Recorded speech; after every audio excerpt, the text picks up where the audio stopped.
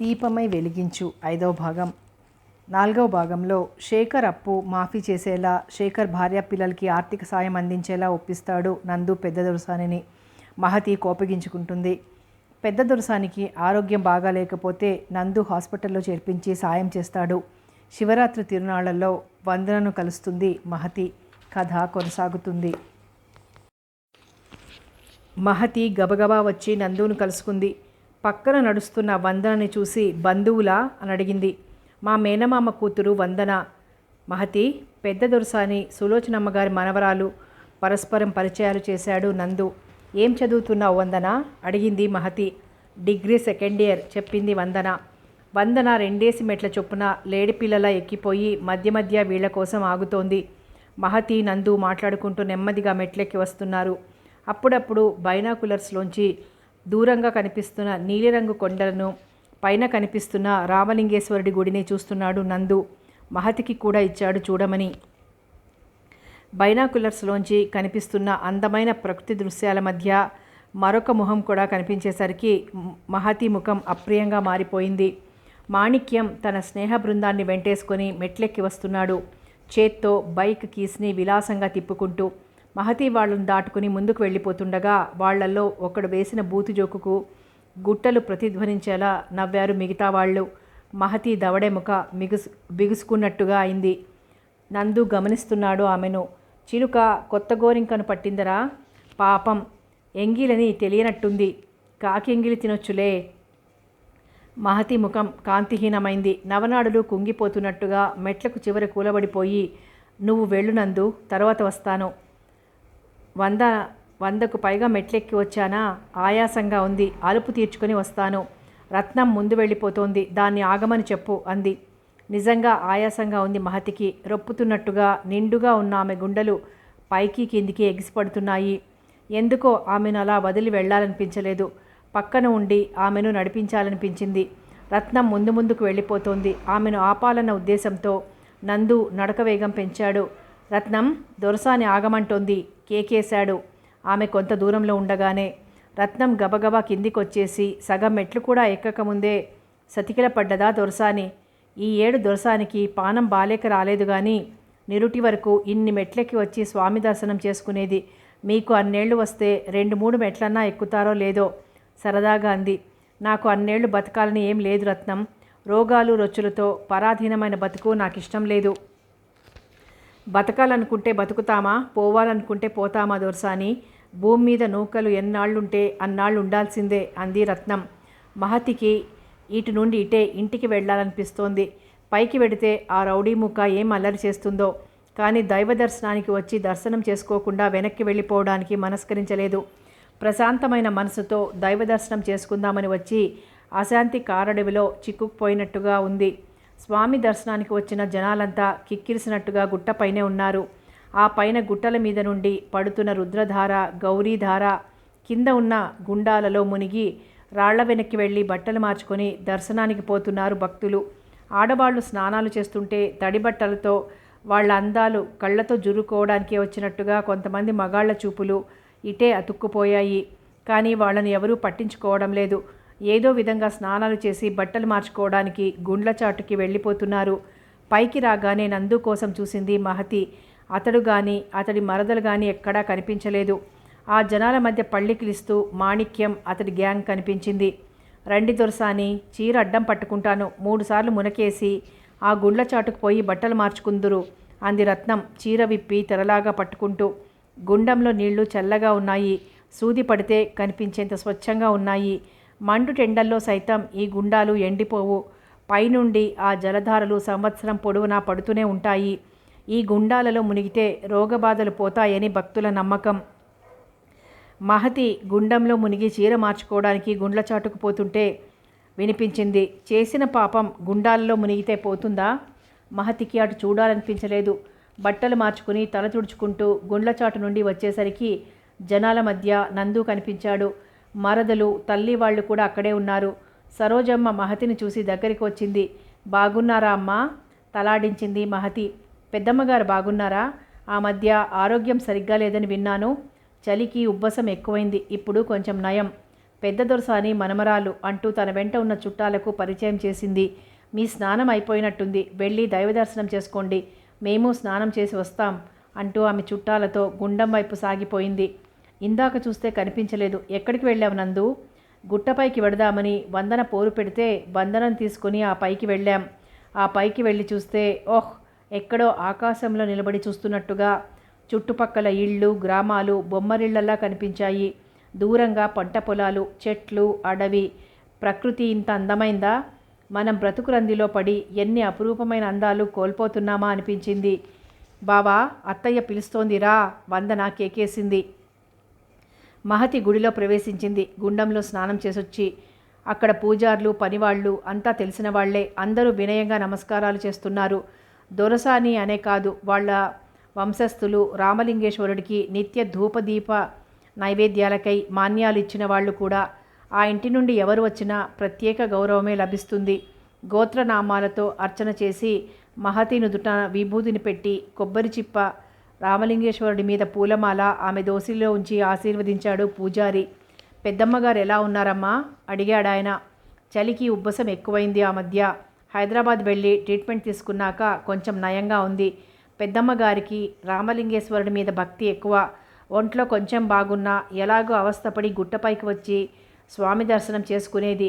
పైకి రోడ్డు వేయించండి అమ్మగారు, మెట్లెక్కి వచ్చే అవస్థ తప్పుతుంది. రావాలనుకున్నప్పుడల్లా కారులో వచ్చి మీ ఇష్టదైవాన్ని దర్శించుకోవచ్చు అని చెప్పాను.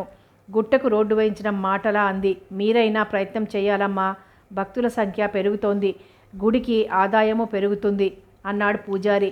మహతి తలైతే కదిలించింది కానీ అవుననో కాదనో తెలియలేదు ఆయనకు. గర్భగుడి ముందు మండపంలో ఓ పక్కగా కళ్ళు మూసుకొని కూర్చుంది. వచ్చిన స్తోత్రాలేవో మనసులో మననం చేసుకుంటూ భగవంతుడి సన్నిధిలో కూర్చుంటే మనసుకు ప్రశాంతత వస్తుందేమోనని చాలాసేపే కూర్చుంది. కానీ జనసందోహం ఎక్కువగా ఉన్నందు వల్లనేమో నిశ్చలంగా దైవధ్యానం చేయలేకపోయింది. ఈలోగా సరోజమ్మ వాళ్ళు స్నానం చేసి దైవదర్శనానికి వచ్చారు. రద్దీ ఎక్కువగా ఉండడంతో వచ్చిన వాళ్ళని వచ్చినట్టుగా త్వరగా పంపించేస్తున్నారు వాలంటీర్లు. త్వరగానే దర్శనం చేసుకుని బయటికి వచ్చారు సరోజమ్మ వాళ్ళు. వాళ్లతో పాటే బయటికి వచ్చింది మహతి. కాలినడకన వచ్చిన రమణారావు, శ్రీపతి అప్పటికి వచ్చి చేరారు. ఎలా ఉన్నారు? మీ ఆరోగ్యం సరిగా ఉండడం లేదని నందు చెప్పాడు అంటూ రమణారావును పలకరించింది మహతి. నందు అమెరికా వెళ్ళినప్పటి నుంచి బెంగతో టెన్షన్తో రాత్రిళ్ళు సరిగ్గా నిద్ర పట్టేది కాదు. దాంతో అనారోగ్యం చోటు చేసుకుంది. షుగరు, బీపీ, అలోపతి మందులు నాకు సరిగ్గా పడవు. మందులు తెచ్చుకున్నాను కదా అని వేసుకుంటే పైత్యం, కడుపులో పిసికినట్టుగా గాబరాగా ఉంటుంది. ఇప్పుడు నందు వచ్చాడు కదా, కంటి నిండా నిద్రపోతున్నాను. అనారోగ్యము అంత బాధించడం లేదు. పెద్దమ్మగారికి ఎలా ఉంది? ఉబ్బసం నిమ్మళించిందా? మందులు వాడుతోంది. నందు, మీరు దైవదర్శనం చేసుకున్నారు కదా, బయలుదేరండి, మేం నిదానంగా వస్తాం అన్నాడు రమణారావు. సరోజమ్మ వాళ్ళు మాట్లాడుకుంటూ నెమ్మదిగా దిగుతున్నారు. అంతా పెద్ద వయసు వాళ్ళు కావడం వల్ల పిక్కలు పట్టేస్తున్నాయని సణుగుతూ మధ్య మధ్య ఆగుతూ ఆయాసం తీర్చుకుంటూ వస్తున్నారు.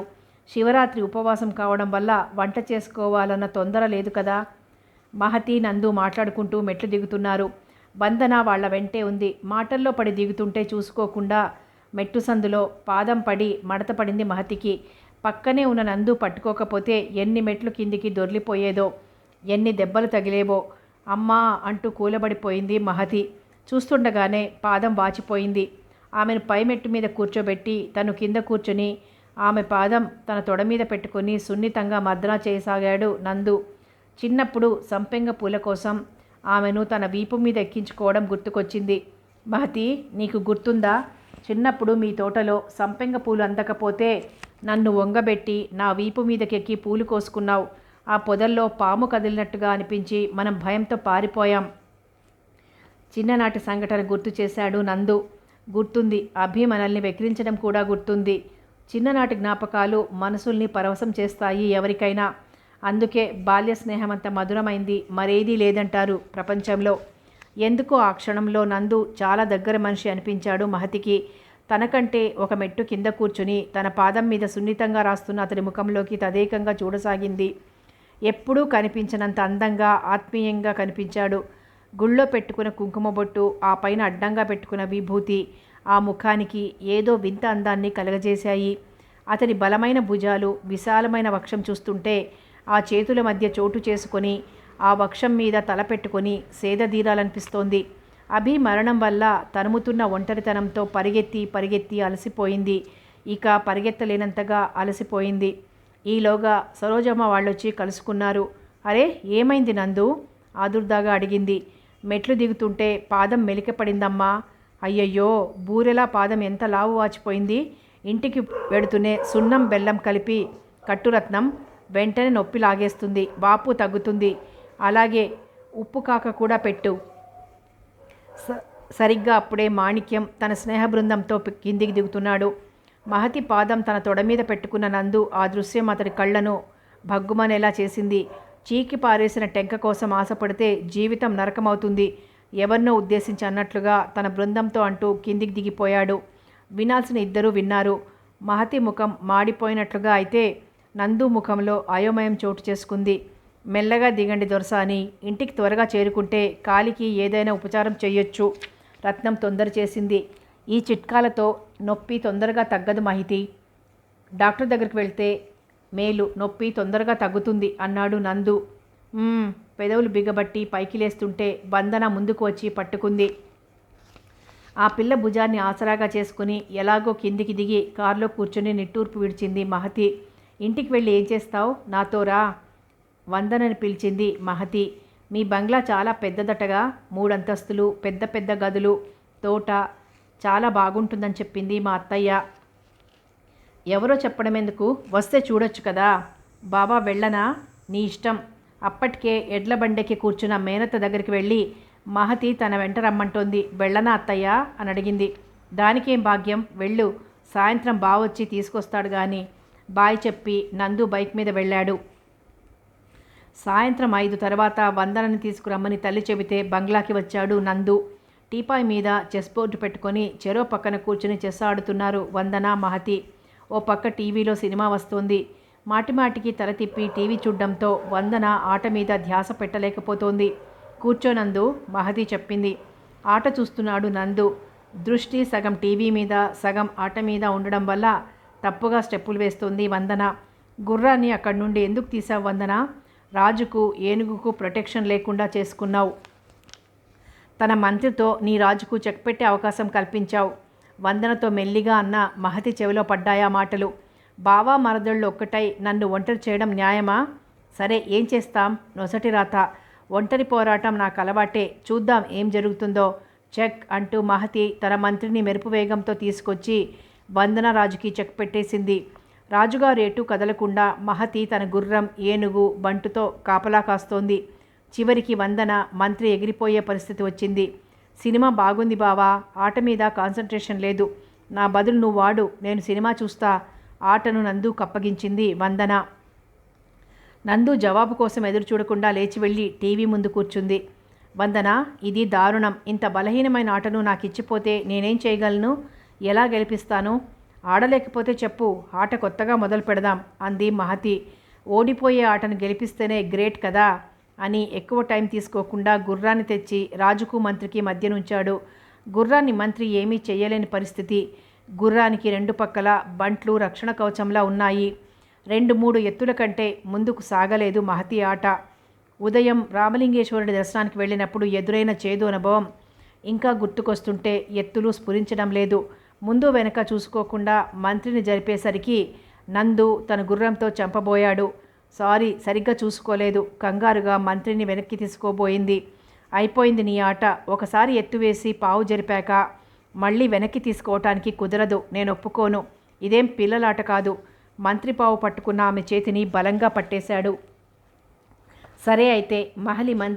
మహతి మంత్రిని వదిలేసినా అతను చెయ్యి వదల్లేదు.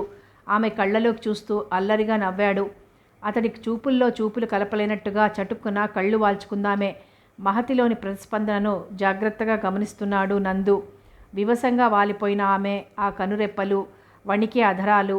అతడు ఆమె నుండి ఆశించింది అది కాదు. ఉదయం మాణిక్యం వాగిన వాగుడుకు రుజువు కోసం. మగవాడు చెయ్యి పట్టి లాగే మనిషి అయితే తన చెయ్యి పడితే ఆమె స్పందన అలా ఉండదు. పెదవుల మీద వెకిలి నవ్వు ఉదయించేది. వెర్రికాంక్ష తొంగి చూసేది ఆ కళ్ళల్లో. కానీ అలా జరగలేదు. ఉదయం తలస్నానం చేసిన జుట్టు పొడి పొడిగా రేగిపోయి ఉదయం నుండి ఉపవాసం వల్ల ముఖం కొంచెం వడలిపోయి అలసట నిండిన ఆ కళ్ళు అత్యంత ఆకర్షణీయంగా కనిపిస్తున్నాయి. సూర్యుడి తొలి కిరణ స్పర్శతో అప్పుడే వికసించిన పద్మంలా అందంగా ఉన్న ఆ ముఖాన్ని ఒక్కసారి తన దోసిల్లోకి తీసుకొని ముద్దాడాలన్న కోరికని బలవంతంగా ఆపుకొని ఆమె చేతిని వదిలేశాడు. ఊరంతా నీ గురించి చెడుగా అనుకుంటోంది. ఉదయం మాణిక్యం ఏదేదో వాగాడు. వాళ్లను ఖండించే ప్రయత్నం చేయకుండా మౌనం వహించావు. ఎందుకు? నిజంగా తప్పు చేశావా? మహతి తలెత్తి అతడి ముఖంలోకి తృణీకార భావంతో ఒక్క చూపు చూసి లేచి లోపలికి వెళ్ళిపోయింది.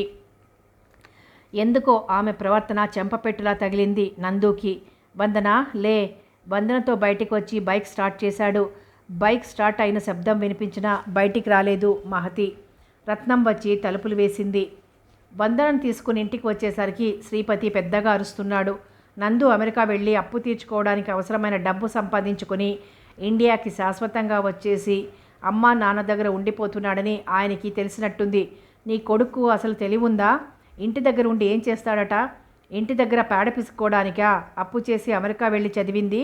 బంగారం లాంటి ఉద్యోగం వదిలిపెట్టి వచ్చి వ్యవసాయం చూసుకోవాలన్న ఆలోచన ఎందుకు వచ్చింది? బావా, నువ్వేం చేస్తున్నావు?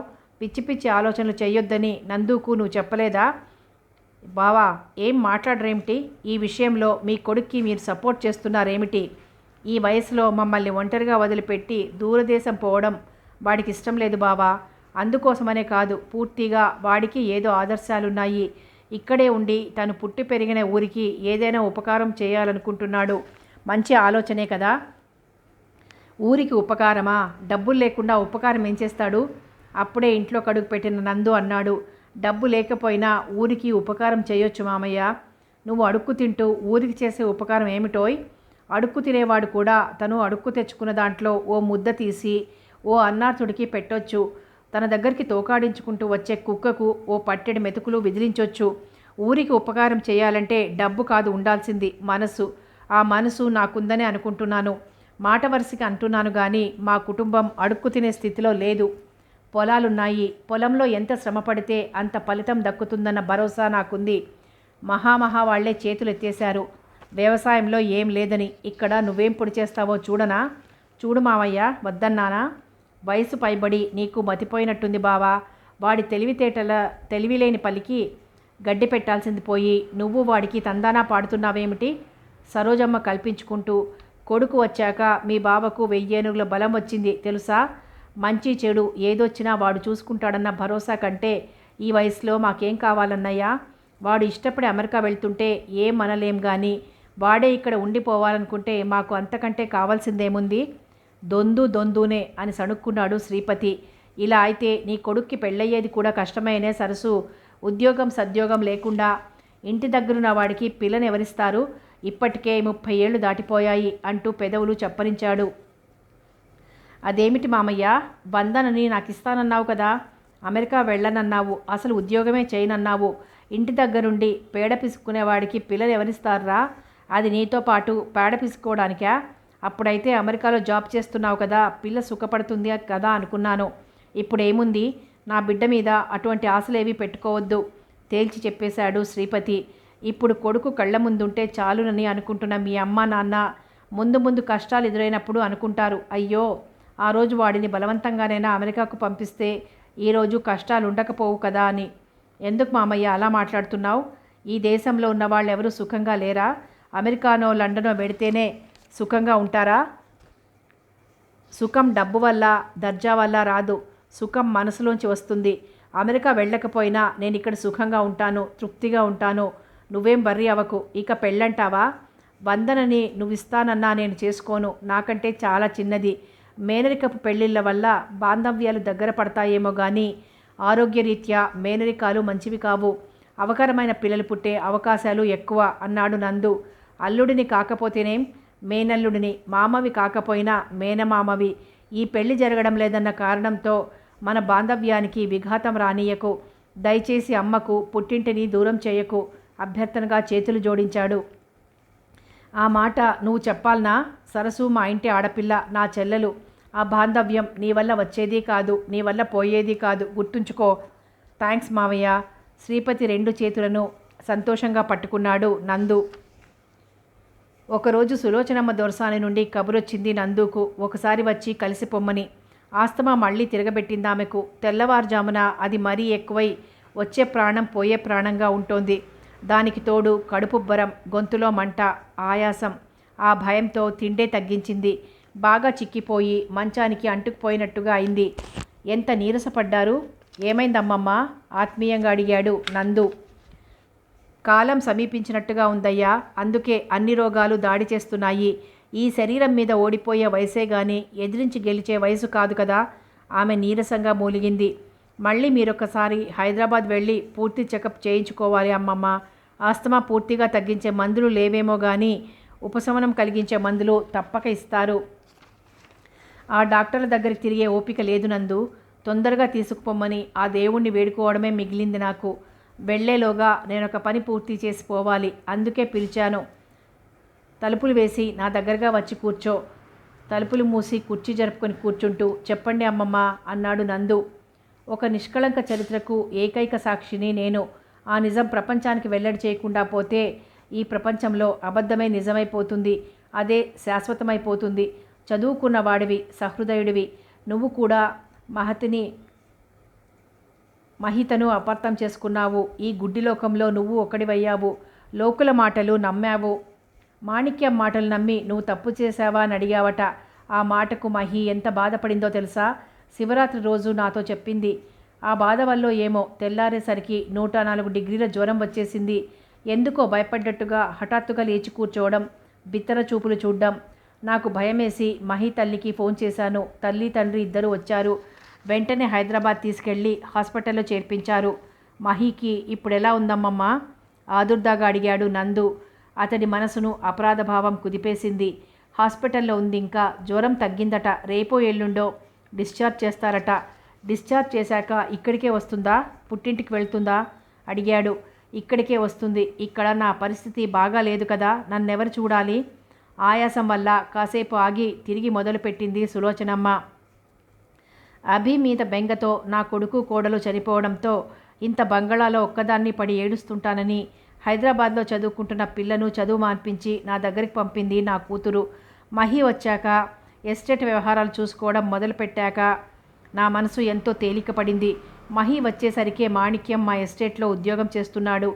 ఆరోగ్యం సరిగ్గా లేదని మీ నాన్నగారు ఉద్యోగం విరమించుకున్న తర్వాత మా ఆస్తి వ్యవహారాలు చాలా వరకు మాణిక్యం చూసుకోవడం మొదలుపెట్టాడు. మాణిక్యం డిగ్రీ వరకు చదివాడు. తెలివితేటలు బాగానే ఉన్నాయి. అందంగా ఆకర్షణీయంగా ఉంటాడు. ఆ దుర్మార్గుడు మహిని వల్లో వేసుకునే ప్రయత్నంలో ఉన్నాడని తెలిసిన క్షణం నా నెత్తిన పిడిగే పడ్డట్టయిందనుకో. నిండు వయసులో ఉంది మహి. ఎవరికైనా యవ్వనం చెడ్డది కదా. మహిని అడిగాను. అతని చనువును స్నేహంగా తీసుకున్నానని, ఇంతవరకు తప్పు చేయలేదని, ఇక చేయనని నా చేతిలో చెయ్యేసి వాగ్దానం చేసింది. వెంటనే మాణిక్యాన్ని పనిలోంచి పీకేయించాను. ఎప్పటి నుండో అనుకుంటున్న తీర్థయాత్ర నెపంతో మహిని నాతో తీసుకుపోయాను. 3 నెలలు దేశమంతా తిరిగాం. మేం తీర్థయాత్రను పూర్తి చేసుకుని వచ్చేసరికి పులిలాంటి అపవాదు నోరు తెరుచుకొని కూర్చుంది. మహి తనకు దక్కలేదన్న దుగ్ధతో చిన్నదొరసాని తనతో సంబంధం పెట్టుకొని కడుపు తెచ్చుకుందని, దాన్ని వదిలించుకోవడానికే ఊరు విడిచిపోయిందని దుష్ప్రచారం చేశాడా దుర్మార్గుడు.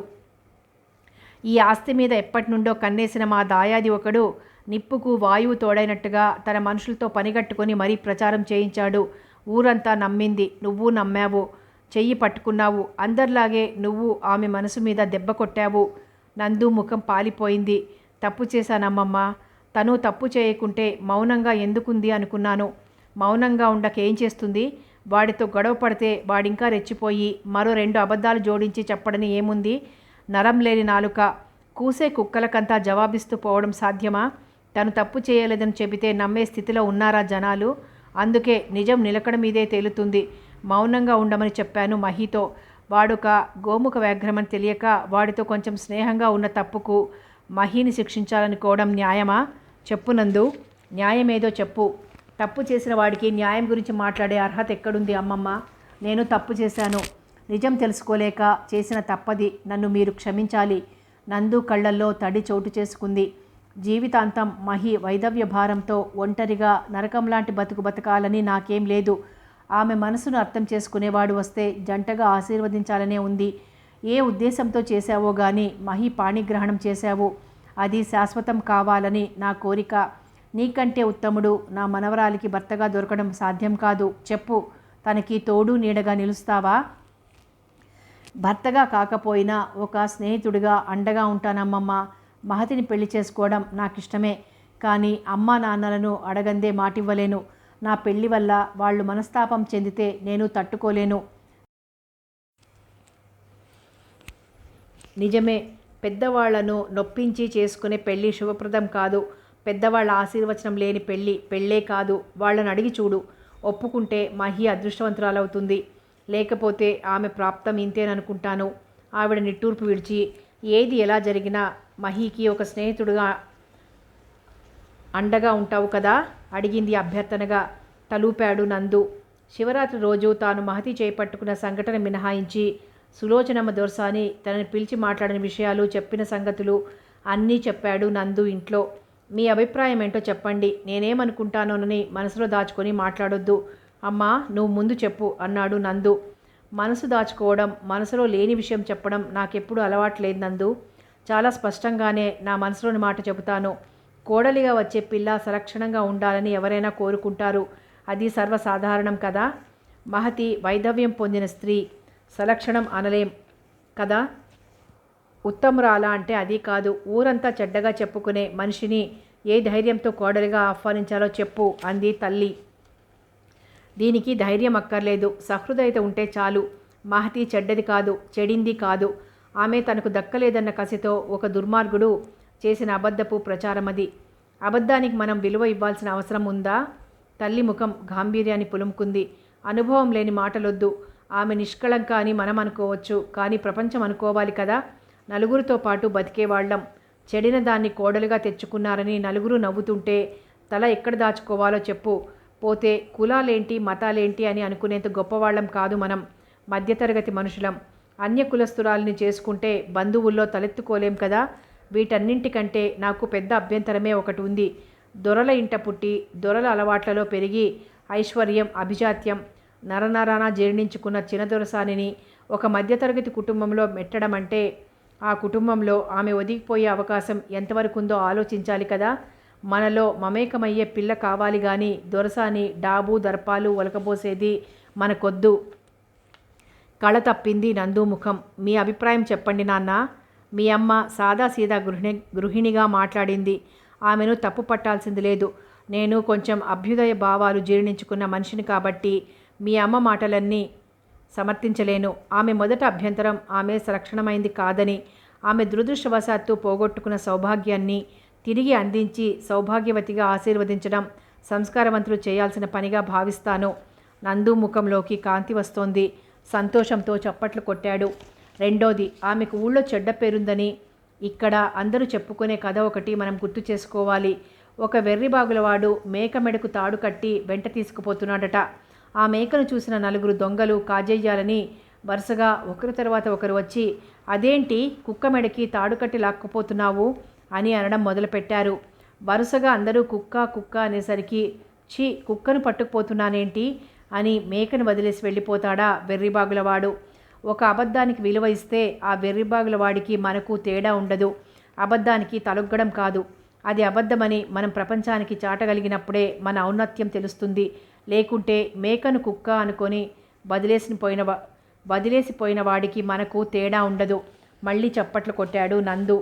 చాల్లో పోయిన చప్పట్లు, నేను ఉపన్యాసం ఇవ్వడం లేదు, చిన్నగా కసిరాడు రమణారావు.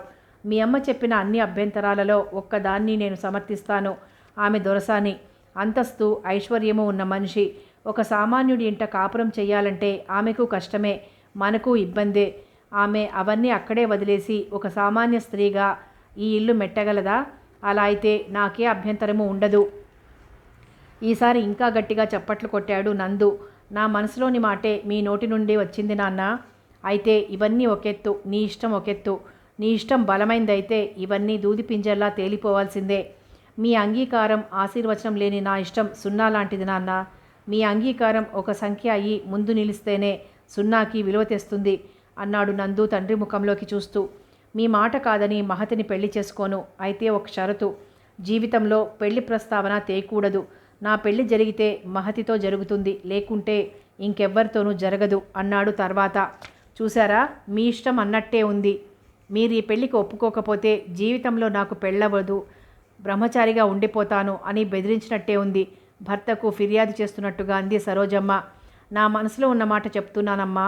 ఒకరిని ఇష్టపడి ఆమెతోనే జీవితాన్ని పంచుకోవాలి అని అనుకున్న తరువాత ఆమెను కాదని ఇంకొకరిని ఎలా చేసుకుంటాను? ఆ మాటకు ముందే మా పర్మిషన్ తీసుకోవాల్సింది అంది తల్లి. దేనికి పర్మిషన్? తల్లి మాట అర్థం కాలేదు నందుకు. ఆమెను ప్రేమించడానికి, పెళ్లి చేసుకోవాలని నిర్ణయం తీసుకోవడానికి. అంతా నిర్ణయం తీసేసుకొని మా పర్మిషన్ అడగడం దేనికి? ప్రేమ ఒకరి పర్మిషన్ తీసుకుని వచ్చేదా? తోటలో పుష్ప సుగంధంలా ఎటు నుండి వచ్చి మనసును తాకేది తెలియదు కదా. వయసొచ్చాక ఇన్ని కథలుంటాయనే బుద్ధి తెలియకముందే ఆ చిన్న వయసులో పెళ్ళిళ్ళు చేసి పంపేవారండి. నాకు అదే నయమనిపిస్తోంది. ఆడపిల్లకి 7-8 పెళ్ళి, 11-12 గర్భాధానం, గర్భం ధరించడం, పిల్లల్ని ఎలా ఎత్తుక్కోవాలో తెలియని వయసులో పిల్ల తల్లి కావడం, వరుస కాన్పులు, రోగాలు, రష్టులు, చాకిరీ. ఆడపిల్ల జీవితం ఎంత నరకంగా ఉండేదో తెలుసా? ఆ పసి వయసులోనే పెళ్ళి, వైధవ్యం, మళ్ళీ పెళ్ళి. కలలో కూడా తలవకూడదు. అత్తింట్లోనో పుట్టింట్లోనో ఒక పని మనిషి కంటే హీనంగా చాకరీ చేసి బతకాల్సి రావడం. ఆ 4 గోడల జీవితం, మాట్లాడడానికి కూడా స్వతంత్రం లేని ఆ జీవితం. ఆడపిల్లకు మళ్ళీ ఆ వెనకటి రోజులు రావాలని ఎప్పుడూ అనొద్దు సరోజ, కలలో కూడా అనుకోవద్దు అన్నాడు రమణారావు. హాస్పిటల్ నుండి డిశ్చార్జ్ అయ్యాక తల్లి వెంట పుట్టింటికి వెళ్ళి వారం రోజులు విశ్రాంతి తీసుకొని వచ్చింది మహతి వచ్చిందని తెలిసి వెళ్ళాడు నందు. బాగా చిక్కిపోయినట్లున్నా ఆమె ఇంకా పూర్తిగా కోలుకోలేదని తెలుస్తూనే ఉంది. తీవ్రంగా జ్వరం పడిన ఛాయలు ఇంకా ముఖంలో కనిపిస్తూనే ఉన్నాయి. తెల్లగా పాలిపోయిన ముఖం, పీక్కుపోయిన చెక్కిళ్ళు, మెరుపు తగ్గిన కళ్ళు. నందు మనసు కలుక్కుమంది. నందు వెళ్ళినప్పుడు ఆమె గదిలో పడుకునే ఉంది. కిటికీలోంచి కనిపిస్తున్న నీలాకాశంలోకి చూస్తోంది. నందువుని చూసి ఎప్పటిలా ఆమె ముఖం వెలిగిపోలేదు. ఉదాసీనంగా, నిర్వేదంగా ఉంది. బాగా చిక్కిపోయావు, ఎలా ఉంది ఇప్పుడు? కుర్చీలో కూర్చుంటూ అడిగాడు. బాగానే ఉంది. ఇంకా నీరసం తగ్గనట్టు పీలగా వినిపిస్తున్న నీ గొంతే చెబుతోంది. ఇంకా పథ్యం చేస్తున్నావా? పథ్యం లేదు, అన్నం తింటున్నా. త్వరగా కోలుకోవాలంటే పళ్ళు, పాలు, బలవర్ధకమైనవి బాగా వాడాలి. కొద్ది రోజుల పాటు మీ అమ్మగారిని నీతో ఉంచుకోవాల్సింది కదా. నాన్నగారు రాజకీయాల్లో బిజీ, అన్నయ్య బిజినెస్ చూసుకుంటాడు. అమ్మే ఇంటా బయట అంతా చూసుకోవాలి. ఎస్టేట్ వ్యవహారాలు స్వయంగా చూసుకోకపోతే పనివాళ్ళు గోతులు తవ్వుతారు. కాసేపు నిశ్శబ్దం ఇద్దరి మధ్యన. సారీ మహతి, ఆ రోజు నేను చాలా తప్పుగా మాట్లాడాను. మహతి మౌనం వహించింది. నీ మనసు చాలా నొప్పించాను. పోనీయండి, నలుగురిలో మీరు ఒకరు. తలా ఒక రాయి వేస్తుంటే మీకు ఒక రాయి వేయాలనిపించింది. ఇదొక గుంపు మనస్తత్వం. నువ్వు అందరికీ భిన్నంగా ఉత్తముడివి అనుకోవటం నా తప్పు. Sorry Mahathi, very very sorry. తప్పు చేశానని ఒప్పుకుంటున్నాను కదా. ఆ రోజు నీ మనసు చాలా గాయపరిచాను. నువ్వు సారీ అని ఎన్నిసార్లు చెప్పినా నా మనసుకు తగిలిన గాయం మానేది కాదు. నన్నెంత చీప్గా జమకట్టకపోతే ఆ రోజు నా చేయి పట్టుకుంటావు. నీ మనసు నొప్పించినందుకు నువ్వు ఏం పనిష్మెంట్ విధించినా సిద్ధమే. ఈ ఊరు ఎప్పటి నుండో నన్ను గాయపరుస్తోంది. దానికి నేనేం శిక్ష విధించాను గనక నీకు విధిస్తాను. నువ్వు ఆ ఊరిలో వాడివే కదా, నీకు ప్రత్యేకంగా పనిష్మెంట్ ఎందుకు? ఆమె తృణీకారంగా మాట్లాడుతుంటే ఏం మాట్లాడాలో తోచలేదు నందుకు. మళ్ళీ ఇద్దరి మధ్య నిశ్శబ్దం. నిన్ను అభినందించడం మర్చిపోయాను హఠాత్తుగా అంది మహతి కొద్దిగా నవ్వు తెచ్చుకొని. అభినందన దేనికి? విస్మయంగా అడిగాడు నందు. అమెరికా నుండొచ్చాక నీ పెళ్ళటగా వందన చెప్పింది. నా పెళ్ళా? ఎవరితో? ఈసారి మరింత తెల్లబోయాడు. వందనతో. నువ్వు అమెరికా నుండి తిరిగొచ్చాక పెళ్ళికి ముహూర్తాలు పెట్టుకుంటానని చెప్పింది. వందన ఎందుకలా చెప్పిందో కానీ పెళ్లి చేసుకుంటానని ఎవ్వరికీ మాటివ్వలేదు నేను. అమెరికా నుండొచ్చాక మళ్ళీ అమెరికా వెళ్ళనని, ఇంటి దగ్గర ఉండి వ్యవసాయం చూసుకుంటానన్న నిర్ణయం వల్ల మేనమామ ఎలా డిసప్పాయింట్ అయ్యింది చెప్పాడు. ఈసారి అమెరికా నుండొచ్చాక మళ్ళీ వెళ్ళనని, అంత మంచి ఉద్యోగం వదులుకొని ఇక్కడుంటావా అని వాపోయిన వాళ్లే ప్రతి ఒక్కరూ. అమెరికా అంటే ఎందుకంత మోజు పడతారో తెలియదు. అక్కడ ఏమైనా అయితే పలకరించే దిక్కుండదు. నా వాళ్ళందరినీ విడిచిపెట్టి సముద్రాలు దాటి 1000 మైళ్ళ దూరంలో 6-7 పాటు ఎలా ఉన్నానా అని ఇప్పుడు ఆశ్చర్యమేస్తోంది. చదువు పిచ్చిలో పడి లోకాన్ని మర్చిపోయాను. 2 డాక్టరేట్లు తీసుకున్నాను. ఇప్పుడు వెనుతిరిగి చూసుకుంటే దేశసేవ ముందు వాటి ప్రయోజనం ఏంటో తెలియడం లేదు. దేశసేవ ఎలా చేద్దామని? రాజకీయాల్లోకి వచ్చి చేద్దామనుకుంటున్నావా? రాజకీయాల్లోకి వస్తేనే ప్రజాసేవ చేయొచ్చునని అనుకుంటే రాజకీయాల్లోకి వస్తాను. కానీ ప్రజాసేవకి రాజకీయాలతో పని లేదనుకుంటున్నాను. ఏమో, ఇప్పుడే ఏం చెప్పలేను. దిగితే తప్ప లోతు తెలియదంటారు. ప్రజాసేవ చేయాలని అనుకుంటున్నానే కానీ స్పష్టమైన ఎజెండా నా దగ్గర ఏం లేదు. ప్రస్తుతానికి తోచినట్టు చేస్తూ పోవడమే.